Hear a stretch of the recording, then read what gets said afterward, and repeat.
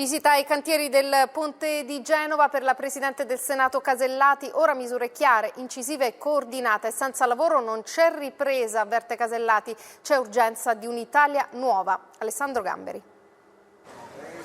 Grazie a Genova e ai lavoratori che hanno proseguito anche nell'emergenza, la Presidente del Senato sceglie il nuovo ponte a pochi giorni dal varo come luogo simbolo per celebrare la festa del lavoro. È l'emblema dell'Italia che ce la fa, ribadisce Casellati, senza vincoli e senza burocrazia. Ripartiamo da qui per riaprire le tante attività in sicurezza, mettendo soldi nelle tasche degli italiani.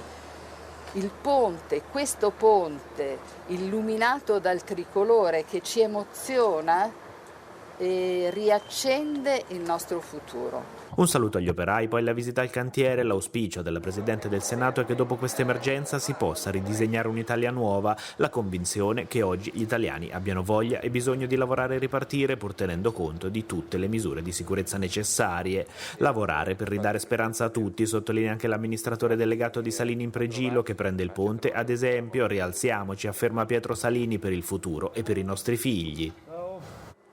E interviene